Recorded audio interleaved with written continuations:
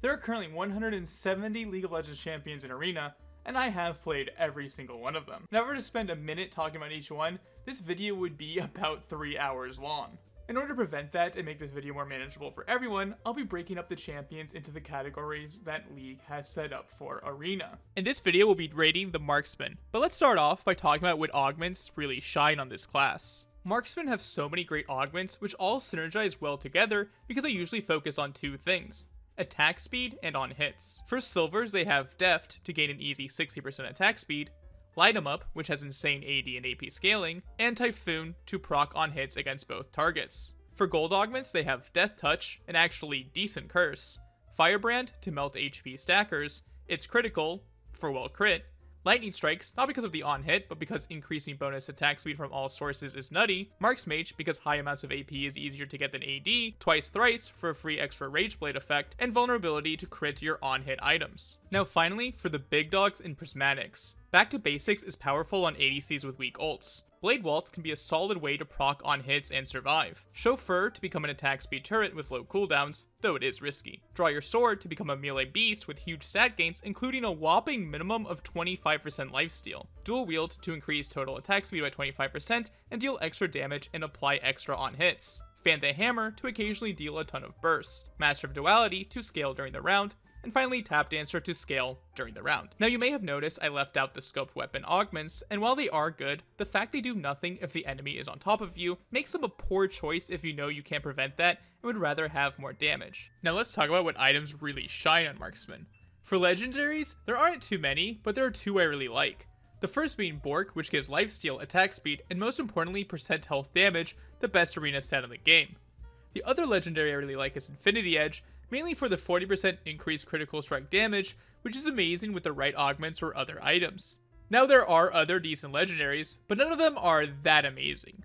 On the other hand, there are some really nice prismatic items for marksmen like Darksteel Talon to be a bit tanky and gain access to true damage on hit. A Gale Force gives great overall stats, and access to a strong dash giving mobility to certain characters that wouldn't have it normally. Fulmination as 10% current health damage is nice, and the opportunity to constantly proc energize attacks if you cycle targets. Gambler's Blade is a very fun, albeit weak and risky item, but 70% attack speed can be solid on the right ADCs. Hamstringer is the best crit item, and the damage from this item can really shine if you look at it. Hexbolt Companion is a strange one, and it gives a ton of attack speed, and it can proc your teammates on hit, but you do need a teammate that has some on hit, one of the best ones being Rammus actually. Twilight's Edge is an underrated item, but best on marksmen like Ezreal, Kaisa, Twitch, Kog Maw, and other hybrid scaling champions, as the raw stats it gives can be nutty, as well as the passive stats. But by far the best marksman item has to be Reaper's Toll, and while the base stats aren't the best, the fact that you deal bonus true max health true damage,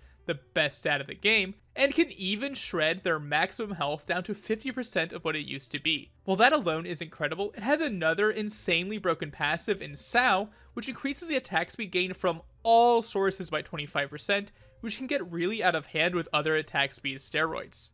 Honestly, I think Reaper's Toll might be the strongest item in the game, and the difference between an ADC having it and not is really noticeable. That being said, let's get into the video and start rating these marksmen. The first champion we have on our tier list is Akshan, and he has buffs to every single one of his abilities, which is quite nice for him. He has more increased damage on his Q, on his E, on his ultimate.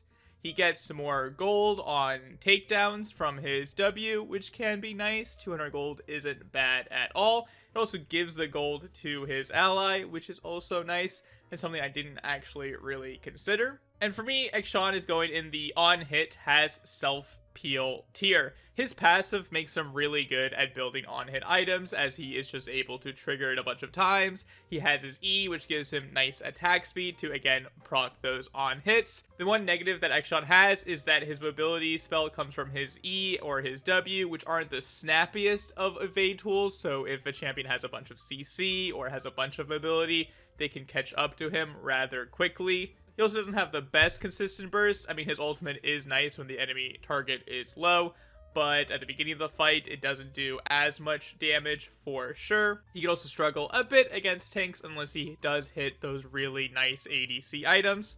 So he's going in this tier for me. Aphelios is a champion I thought would receive some changes because he just has no mobility, but the only change he has is that the weapon ammunition he now has is 30, and sometimes you'll just be stuck in fights with like purple gun when you don't want it, or just bad guns in general. I will admit I am not the best expert at Aphelios. He can do a bunch of damage in a short period of time, as Aphelios always has the potential to do. That all being said, he's going in the needs peel has burst category because he does need his teammate to keep him alive because, again, he doesn't have any mobility on his own. If he isn't able to burst the enemy down, then he can really struggle. And the fact that his gun management can be a bit awkward, even for the best Aphelios players, because you can't use ammunition during the buy rounds, means that sometimes you'll just get screwed over in a round where you want to have certain guns and you'll just have the wrong ones. Ashe is a very frustrating champion to play against because of her mobility slow, but it has been nerfed a little bit, which is definitely nice in Arena. Her W also has been nerfed a bit. I believe it does have a longer cooldown and the damage is a bit reduced. Her ultimate AP ratio has been increased to 200%, so you could maybe go for a crazy attempted one-hit Ashe build, but considering that's her only AP ratio, and even if like you have 1,000 AP, you're only doing 2,000 damage just from like the AP. If you did like true damage with it, just isn't really enough to justify going for this crazy Ashe AP build, even though I really want to try it and I might try it at some point. With that considered, she still is a really good on-hit champion thanks to her passive. She really loves having attack speed, and there is so many attack speed options for her. She's going in the needs peel is on-hit category though, so if you're playing Ashe, you really need your teammate to play pretty well around you. You do have a bit of self-peel with your ultimate, but with the existence of a lot of tenacity, it can feel a bit lackluster sometimes. And if the enemies are on top of you and you are the main damage source, sometimes she doesn't have enough damage to pump out. But there's also going to be lots of games where you get really good augments, really good items, and Ashe can truly shine. Caitlyn is the first ADC that doesn't have any buffs or nerfs. And honestly, she's going in the same category as Aphelios, one higher, because she does have her net, which is nice, and she doesn't have the same problem with the ammo.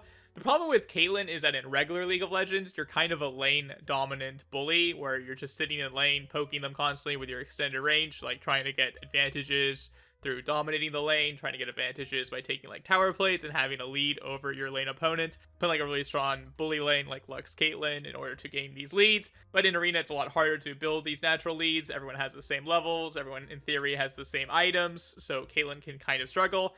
She doesn't do as well with on-hit builds as other ADCs, as she doesn't really have any attack speed steroids in her kit, as a lot of the champions when plays higher do have. She doesn't have any percent health damage, so sometimes she can really struggle against people who are tankier, especially like those Omega tanks she can really struggle with. There will be some games on Caitlyn, though, that you get an awesome full like jeweled gauntlet build even, or just like a full amazing crit build with hamstringer where you will absolutely pop off, which again exists for all ADCs. But if you're not high rolling on Caitlyn, she can feel quite lackluster in the later stages of the game. Corki used to be really interesting in Arena because of his very powerful package ability, and he would get it every single round, but now they've removed package from Corki, and instead they've given him some buffs to his W, where it does have increased AP ratio, and the cooldown has been lowered, and they did give him more damage on his rockets.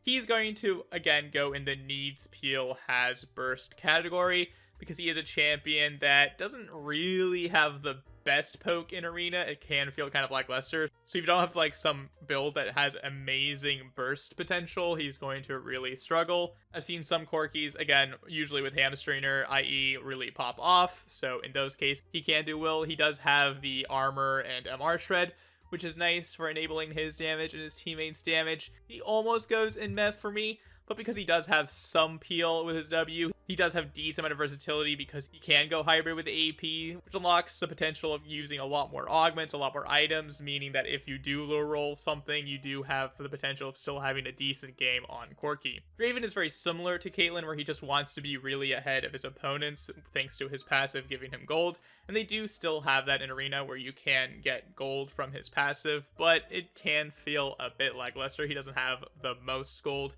as you do have to get the kill on the person, and sometimes your teammate will accidentally take it from you. He also doesn't build the most stacks of Adoration in between rounds, as you're not farming minions, you're not catching that many axes during a round because the fights oftentimes won't be that long. He's going to get a lot more gold in the early game, but in the later stages of the game, his passive is really going to fall off. They also nerfed his Q damage, which kind of feels excessive to me, maybe because Draven could be very frustrating to play against if he's really, really strong. I'm going to put him in the needs peel has burst category again, because he himself doesn't have the most mobility, at least in forms of dashes. He does have decent movement speed with his W, he does have his E to self-peel, but if the enemy has like a bunch of mobility, he can struggle. He can also struggle against people who are super duper tanky, which is pretty common for all of the champions in this category, unless of course he has perfect items. But what champion isn't decent with perfect items and augments? Ezreal is a champion with buffs on pretty much every single one of his abilities. A lot of them are giving him more base damage,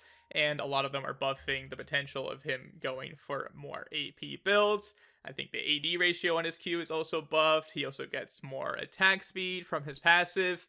And I'm going to put Ezreal in the good but can fall off category.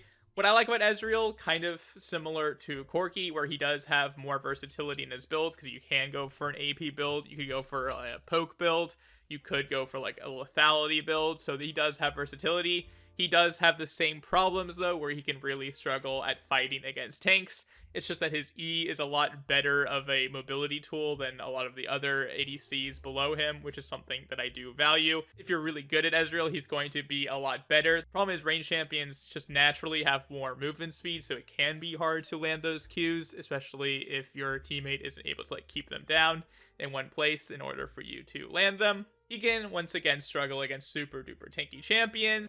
He can actually pretty easily lose against a lot of the champions below him if they're able to get on top of him, as he doesn't have the most burst in the world. But because of his nice mobility, because of his high potential, if you play him really well, because of his versatile builds, I'm going to put him in this category. But he definitely does feel like he can fall off in the later stages of the game. Graves is a champion that I didn't see any listed changes for in Arena. And this champion can be an absolute menace where he just one-shots you instantly if he has, like, Hamstringer. I'm going to say this a lot. If he has, like, a Hamstringer, he's one of the best burst champions in the game. Like, one of the best AD casters, you could almost say. He's really good with Draw Your Sword. He's one of the best users of it because it just makes him so naturally tanky. He does build something like Lifesteal really well, like Bloodthirster he can utilize pretty well. He can go for lethality builds. I'm going to end up putting him in the good but can fall off tier, just because I think on-hit builds are more consistent and more potent at like dealing with really tanky teams, while Graves can definitely struggle in some cases. Now that being said, Graves I do think is really strong, but in terms of the Marksman, sometimes his power level can be a little bit more inconsistent. He does have good mobility with his E, he can sometimes get out of jams with his R, but I think if he had some buffs, he would be like overpowered, and if he had some nerfs, he'd be underpowered. So I think he's like a solid champion where his power level feels pretty good. Sometimes he will just feel unfair, like a lot of marksmen will just feel unfair, where you just get absolutely one-shot by that champion. But that just is something that kind of happens in Arena, where somebody just high rolls a game and you can't really do much about it. Jayce is one of the hardest champions for me to place. He does have some nerfs, where his Q base damage has been reduced and his W-AD ratio has been reduced. I've played a lot of games of Jayce because I'm really trying to roll the augment where you convert your attack speed into AD, because when you press Jayce W, you get a bunch of attack speed, and then that means you'll get a ton of AD and absolutely one-shot people. I haven't been able to do it yet, so I've actually been able to try a bunch of different Jayce builds. The ones I found the most successful is just going for a Hamstringer, like crit build, using your W just to walk up to people, pressing W, and just critting them a bunch of times, and hopefully letting that absolutely blow them up. Honestly, going for like a poke Jayce build kind of just feels lackluster, especially because everybody's so tanky in the game mode. I think they could revert the changes to his nerf there, because Jayce kind of feels lackluster to me. I'm going to end up putting him in the med tier. I do love how versatile he is. Like, he's super good with Apex Adventure. You can go for like an all tank build, which is really fun. Going for like Heartsteel is really fun on him. He also benefits in all of his forms from the range buffs in Arena, which are better than the melee buffs, which is really nice actually. But all of that being said, it doesn't really save him from still feeling a bit lackluster when compared to other ADCs. It's also kind of weird that he is listed here, and I think one of the telltale signs that people kind of don't really think much about Jayce is that all my fighter tier lists, nobody was asking where is Jayce, because I feel like he could belong more in the fighters. So yeah, he's kind of just overlooked at the moment, and I feel sort of rightfully so. Next up we have Jhin, who used to be ridiculously OP, and that's because he has so many buffs. He gets more movement speed from his critting, where if Jhin is critting you, he just feels like the fastest champion in Arena sometimes, or that like something ridiculous. He does more damage with his Q, he does more damage with his W, the root duration is longer, his ultimate really packs a punch because it is buffed as well, and the cooldown goes down to 15 seconds at later rank.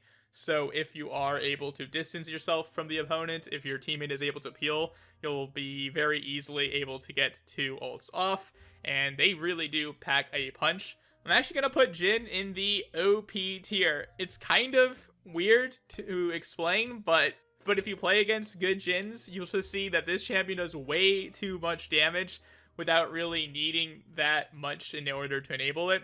He doesn't have the same high highs as like the on-hit champions, just because I think they do have better augments in general. Jhin doesn't actually have the best augments because he can't really use them that effectively. He just kind of wants like raw damage, he just kind of wants raw crit. But when he's going, he can really pop off and absolutely blow up, especially squishy targets. Now he can struggle against tanky enemy champions, but again, with his extra movement speed from his crit, and he could even consider like going for Bloodthirster, trying to be just extra tanky in that way, he can be rather difficult to take down. It's kind of weird for me to put Jhin in OP tier because I don't think he has the same high highs as a lot of champions that are below him, but just his consistent level is so high for me that he is going to go there, where it's pretty hard for you to do poorly on Jhin unless your teammate is trolling, to be honest. He's really good with Draw Your Sword, and you like kind of hit it every single game when you are playing Jhin as well. He is one of the best users next to Graves with that one. And the reason why he does deserve OP, now that I'm thinking about it more, is that in League of Legends he can struggle because he is all like single target damage. And in League that kind of sucks because there's 5 people you want to be hitting.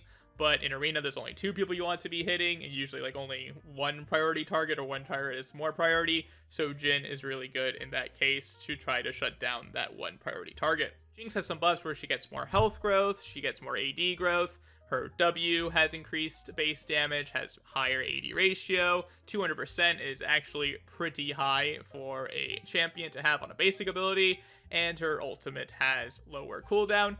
And she's going in the needs peel is on hit category. She's kind of similar to Ashe, where her Q is really good with on hits because it just gives her attack speed when she's using her minigun form. Her rockets are nice if you need a bit more range in order to keep away from the opponents, but still hit them at the same time. She also has a bit of her own self-peel with her W and her E, keeping the opponents away. She doesn't have any dashes though, which can be a bit annoying if the enemy team is able to get on top of you. Jinx though, with the right items, can feel very oppressive. She can also utilize crit really well. She can utilize on hit really well, so it just depends on what kind of build you're going for.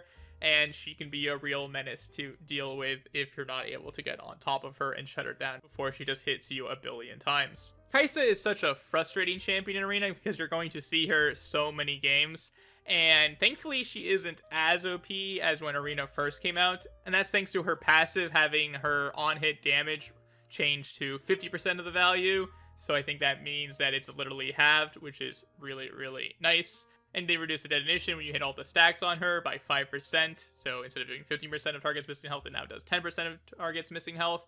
They also reduce the AD ratio on her Q. They reduce the AP ratio on her Q. She's still very potent, and she's going in the on-hit has self-peel category. Now, she doesn't have that many dashes. She only has the 1 from her ultimate, but it is still pretty decent. And she has the invisibility from her E and the movement speed. She's just so good with on-hit builds because of her passive still existing in the game. So even though it is 50% of the value, just having it in general can feel very strong because of just how much attack speed you can get. She's also really nice that she can just go for these hybrid builds because she does use AP and AD very effectively. And because she can go AP and AD like Ezreal and Corki, but can also go on hit on top of that, she does feel stronger than those champions. And also just seeing how heavily they've nerfed this champion, like removing 50% of her on-hit damage from her passive is a pretty big deal, but it is definitely warranted in Arena. Kalista is a champion that has just kind of been broken for a very long time, but because she's kind of annoying to play, where you just constantly have to click with your mouse as you're attacking, people don't really like playing her. She gives you like carpal tunnel. The only change she has is that her Q has a higher AD ratio, and she's going in the on-hit has self-peel category. The biggest problem with Kalista is that she can sometimes struggle with tanks, but with Bork and the item that lets you reduce tanks' max health existing, giving her more attack speed, she can get to absolutely ridiculous levels. She's really good with like Rage Blade, as is Kaisa, in order to just have so many spears in somebody and then just absolutely popping them.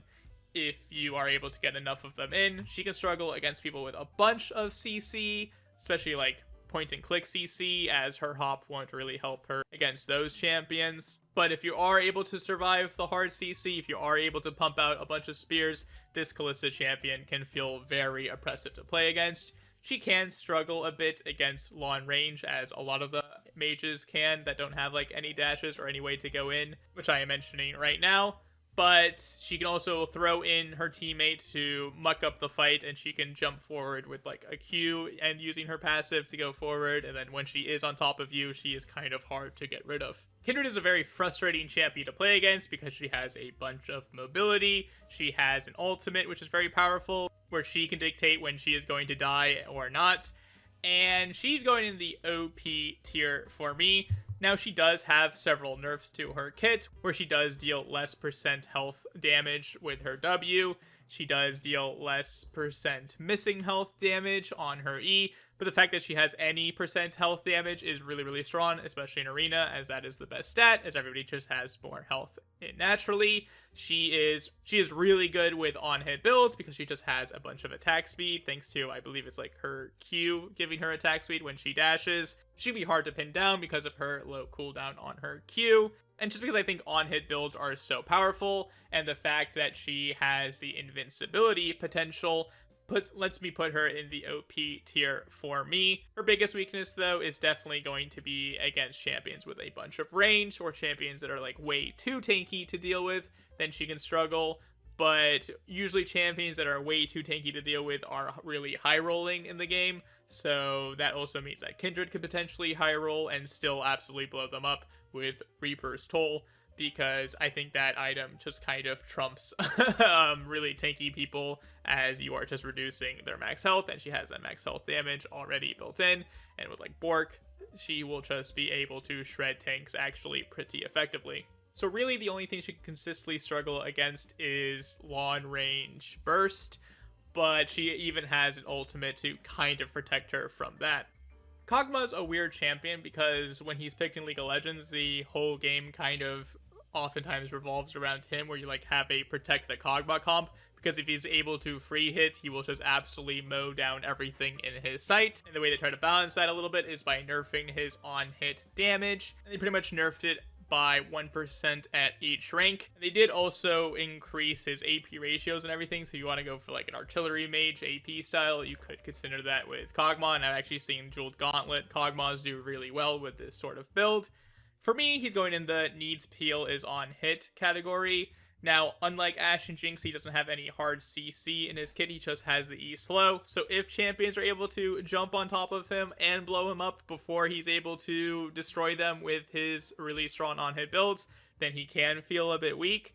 But if he is able to get good builds with like a decent amount of sustain, like Omnivamp with like Bork and stuff like that, or just Omnivamp Shard, or like a Lulu supporting him, or just any enchanter giving him tankiness, he can just become an absolute 1v9, or I guess 1v3.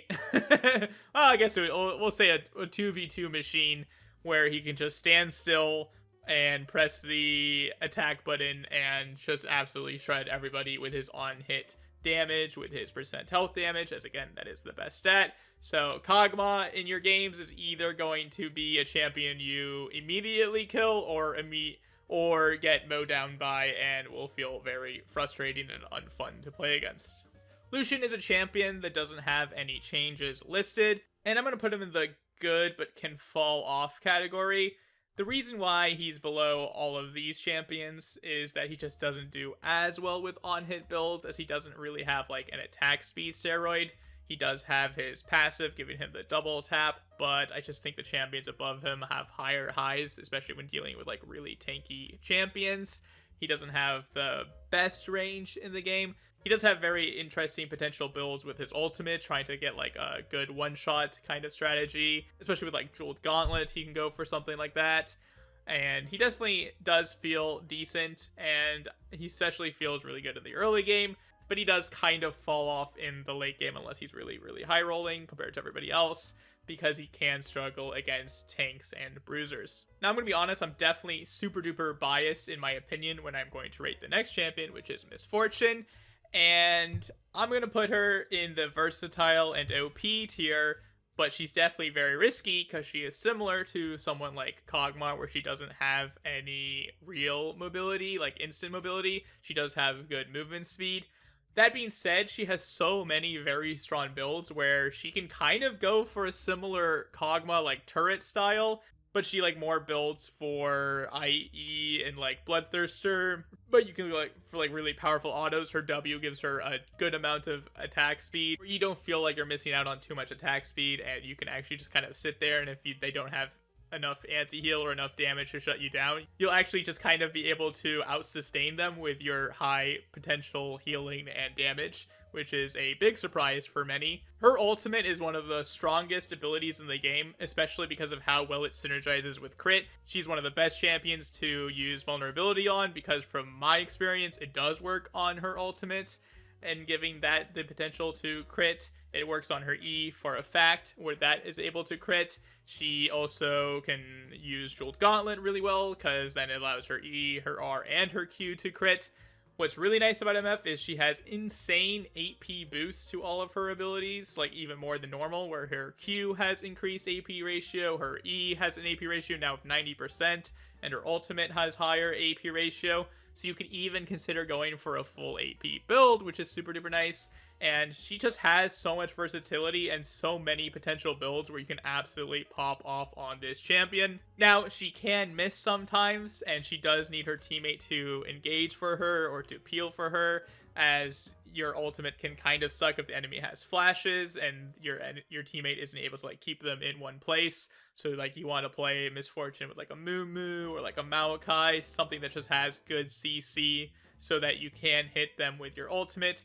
She's also like really good with Axiom Arc, I'll quickly mention. She can struggle against champions with a bunch of CC, because who cares if you do have a lot of lifesteal if they just CC you constantly, especially because those champions are also going to build Thornmail. So there are going to be some games where this champion feels very meh, but more often than not, in my experience, this champion can feel really OP if you're hitting the right stuff, to the point where it just doesn't even feel fair. And the one advantage MF has over a lot of these other champions below her is that she does have pretty good range with her ultimate, where if she is able to layer her damage on top of these champions with the right kind of build, she will just win the fight without them getting a chance to do anything. Quinn is a champion you never really see that often in Arena, and she does have a bunch of buffs to all of her abilities. And because of all of these buffs, I'm going to put her in the good but can fall off tier. I think her biggest weakness, pretty similar to a lot of the champions that are more bursty in playstyle, is the fact that she can struggle against the people who are like super duper tanky. Her main mobility spell is her E, which does require her to like hit the enemy target before she can actually disengage.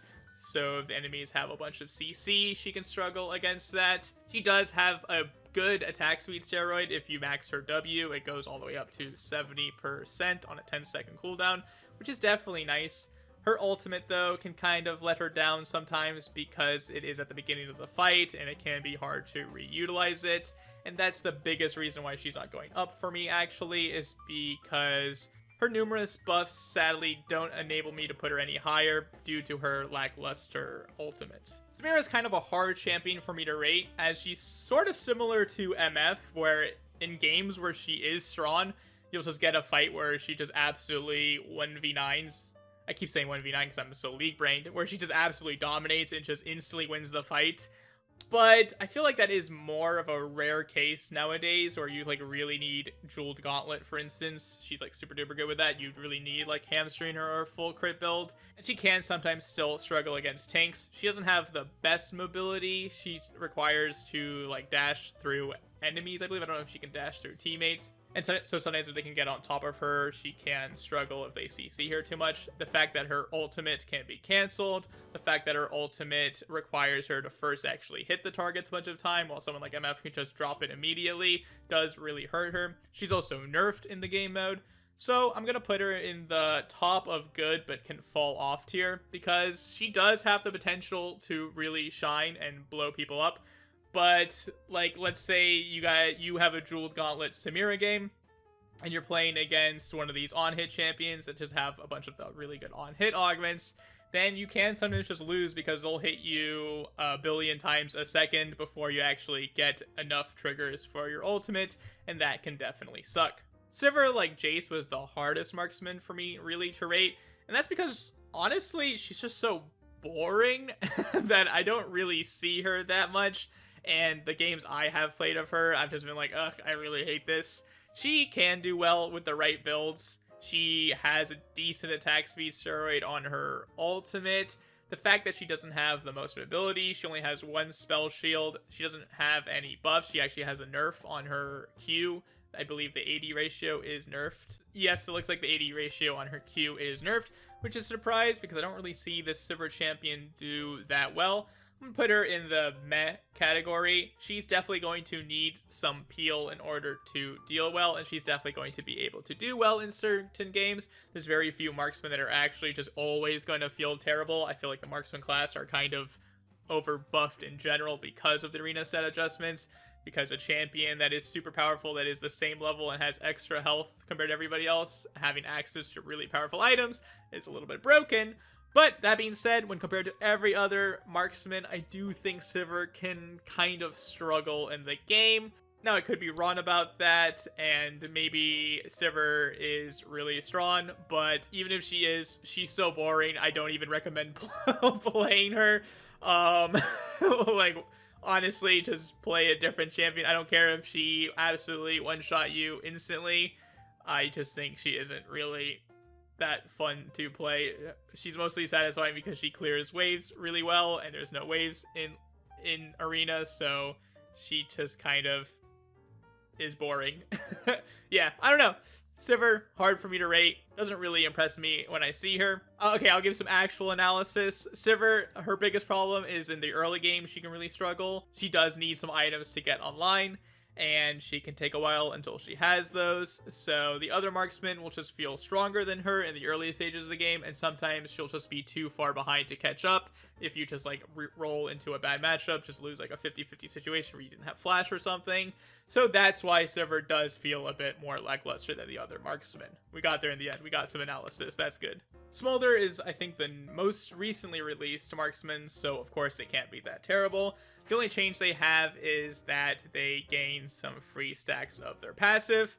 Now, Smolder has been changed so many times, as they just love releasing champions that are just super duper unstable and absolute misery to play against when they are broken, and then sometimes will just feel absolutely terribly weak. So Smolder's power level will really depend on their power level in League of Legends at the moment. My biggest downsides of Smolder is that the champion itself is really, really strong if it's able to scale, but it can feel weak in the early game, even weaker than something like Sivir.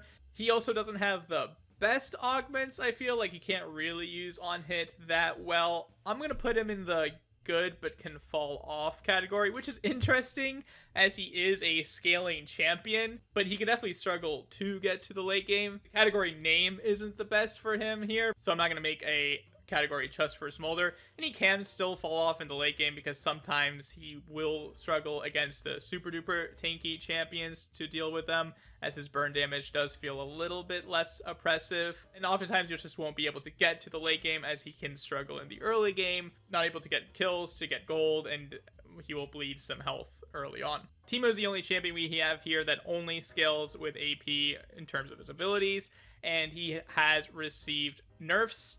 And he has received nerfs on his Q, where the blind duration is reduced, and his ultimate damage, I believe, though, has been buffed. And he's going in the versatile and OP but risky tier. I feel like every single Teemo rolls the augment bread and butter, where his Q just has no cooldown anymore, and then he just absolutely destroys every marksman that wants to hit him because he just constantly Qs them and makes it so they can never auto, which is super duper annoying and frustrating. He also just utilizes some AP augments really well, and I think the AP augments in general are really powerful. Like I talked about in my mage video, he uses those super well. So this is more just a sign that this is more just me saying that the AP augments are so powerful and Teemo can utilize them so well. He can, on top of that, still use the on-hit augments really well. He can even consider going for more of an on-hit build, so he does have good versatility there.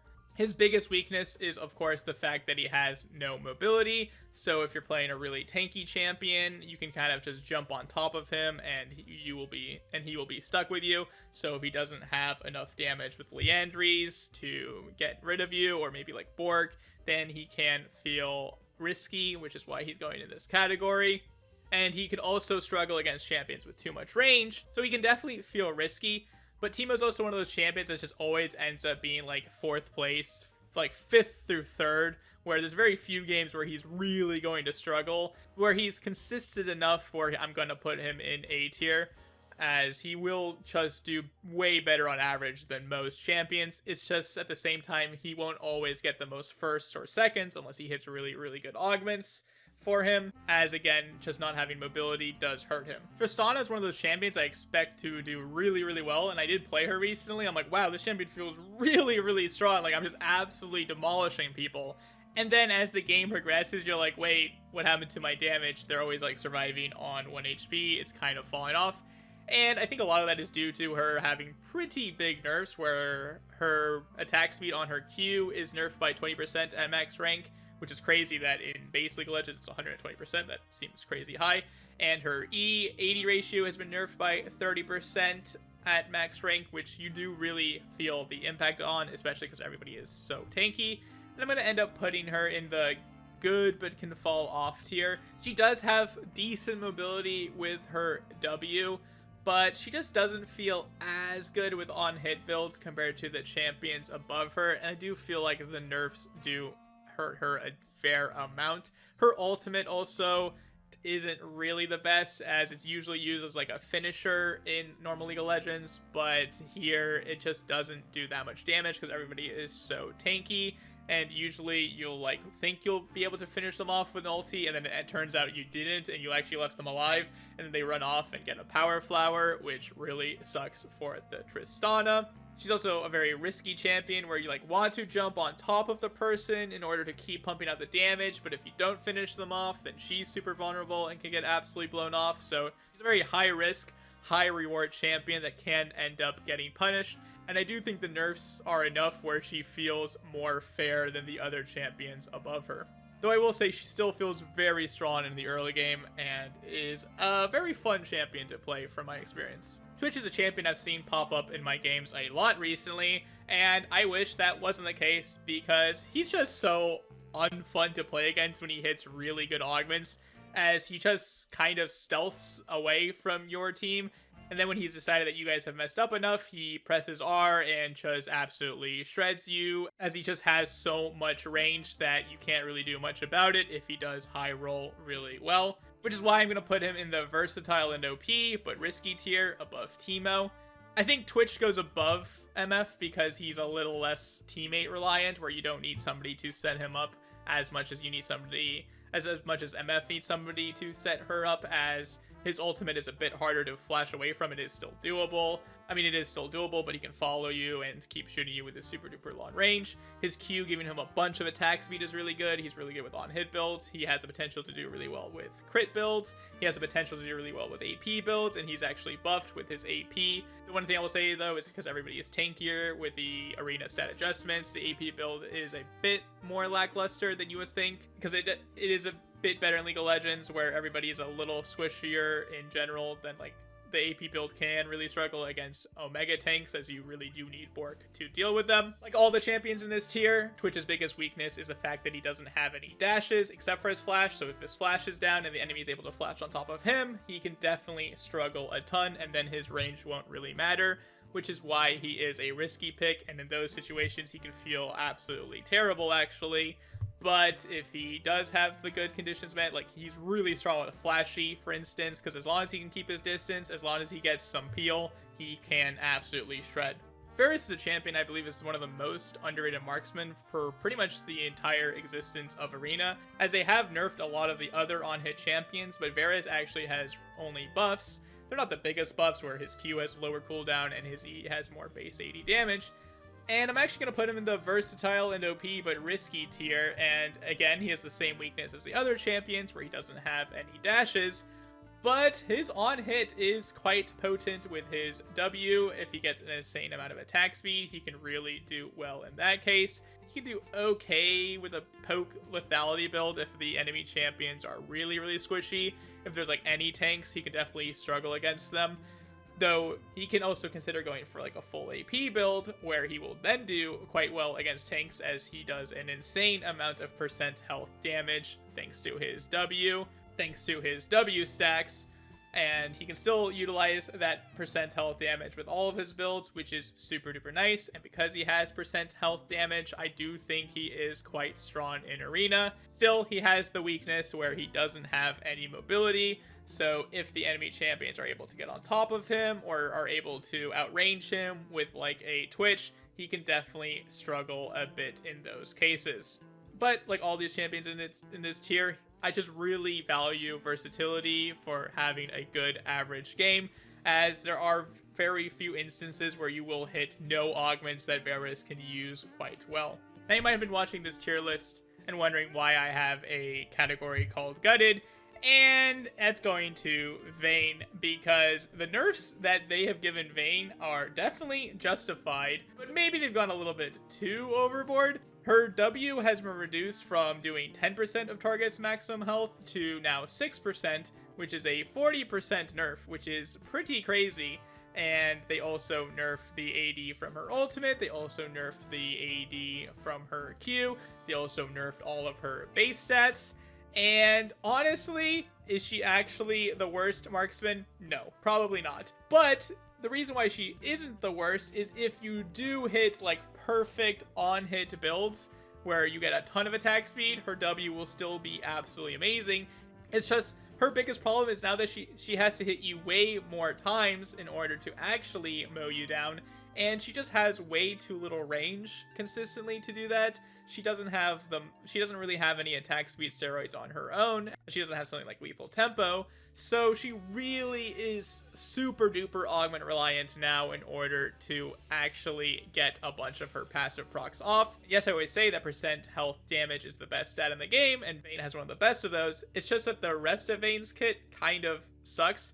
One thing I will say is that her Condemn seems to always hit you into a wall, like even if you're not even close to it, it will just like invent a wall from nowhere in order to stun you into it, which can be a bit frustrating. I just think now she is too short range, she is too susceptible to burst with her health growth being reduced, and she isn't as good of a tank shredder now with her attack speed being nerfed, with her attack damage being nerfed. So she's like pretty much all in on her W being the thing that makes her potentially strong. So unless you're fighting like a Mundo who has no sustain and only pure health build, she can actually feel a bit lackluster in terms of marksman. I just think there are now better champions available you can play over Vayne, as her tumble isn't enough mobility to compensate for her lack of range. And yes, I understand I might get some flame for this, but honestly, I don't know the last time I've really lost to a Vayne team, or like really seen her be played that often. Like when Arena first came out, she was played constantly, and I checked because I made a video talking about these nerfs, and it was about like a year ago. So it's been a while since, and I think she definitely feels a lot weaker since those nerfs came out. And I like being able to put her in that gutted tier because when she was really powerful, she was absolutely ridiculous. Because again, percent health damage is just simply the best stat in the game. So pretty much summary, if you hit the on-hit augments on Vayne, she can still do really well. But if you don't, then she will really struggle, and she just has too many weaknesses to overcome her strength against tanks. Xayah has a champion that has nerfs to her damage, she has nerfs to her health growth, but she does have cooldown reduction on her Q, which isn't that amazing. And it's kind of hard for me to play Xayah, but I'm going to put her in the needs peel has burst tier.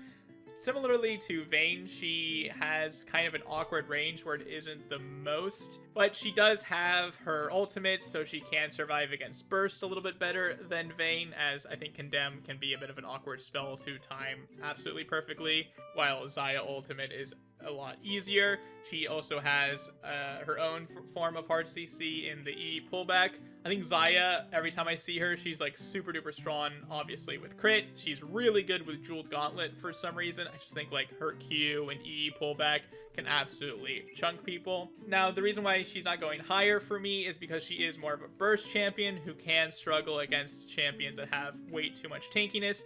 I just don't think she really has too many on-hit builds available to her. And I think that the burst ADCs just have less augments that are really good on them in general. So that's why I'm going to have her in this tier. Last but not least, we have Zerri, who I didn't see any changes to, which is super surprising. Maybe because if they want to change Zerri in Arena, they'll just change her in League of Legends, as I think she is one of the most nerfed champions of all time, or like most changed champions in all time. I don't even know what point Zerri is at the moment. Like, I hate playing this champion. I hate playing against this champion. I think, though, that she is quite strong, and she's going in the on-hit has self-heal category. She, again, doesn't have the most range in the world, but she is just so good at kiting, similarly to Kalista. She can struggle if champions are, like, weaving a bunch, or they have a bunch of mobility, because, again, range champions in general are just faster in Arena. It just feels like there's more movement speed in general, so she can kind of struggle against that. I do think, though, that she is really strong with on-hit builds. The way her Q works just seems to proc them constantly a bunch of times, where if she is able to free hit you, you will not survive a very long time. And she's slippery enough compared to, like, a Vayne, where it can be harder to shut her down. Honestly, if I was to be more fair, I'd maybe put Vayne even, like, here, because there are just enough on-hit augments where you can consistently hit something good for her, and her ultimate is really strong with being invisible and just like stealthing around and making it kind of hard for the enemies to be able to CC you if you do play well around your stealth, so she can still do quite well. That being said, I'm still going to put her in the gutted tier because I think it's funnier, and I'm going to see probably that some people are going to rage comment below that Vayne is the worst champion, tell me how I'm such an idiot, how I don't know anything, because what they're just going to do is click to the end of the video just to see the tier list really quickly and then immediately give me the greatest comments in the world. But hey, that'll be funny at least. And I will say again, Marksman probably going to be the tier list I'm the least confident in. I don't play that many Marksmen in general. It's just not the class I like the most. And at the same time, comparing the Marksmen is kind of difficult because of all the classes, these champions are relatively the most similar, as they are just people that auto attack you as their primary source of damage. So like, how versatile can you really get when you're doing something like that, as the rest of the classes oftentimes have their abilities being the really shining factor. Like, at the end of the day, Vayne's W literally doesn't do anything, right? It is just you hit them and then it does damage, like you can't activate it. Like Teemo's E, Varus's W, Jinx's Q, even like Ashe's Q are all just like abilities that just give you more attacks that are good, so their abilities don't shine as much. They're more enablers for really powerful items, for really powerful augments, which they definitely have, and why Marksmen feel quite strong in general. And that's why I think there aren't any truly terrible Marksmen. Like, the worst ones I think are just in the grand picture of the whole arena scene. I think it is pretty hard to have a terrible game on a Marksman compared to having like a terrible game on a really weak champion. Well, anyways, that will do it for this video. Thank you guys so much for watching. If you enjoyed it, make sure to leave it a like, and make sure to subscribe if you want to see more arena content like this one. I'll be making the tank tier list as soon as I can, as well as the support tier list as soon as I can, which I'm excited about as these are the categories of champions I enjoy playing the most on average. Once again, thank you guys so much for watching, and best of luck on your arena adventures.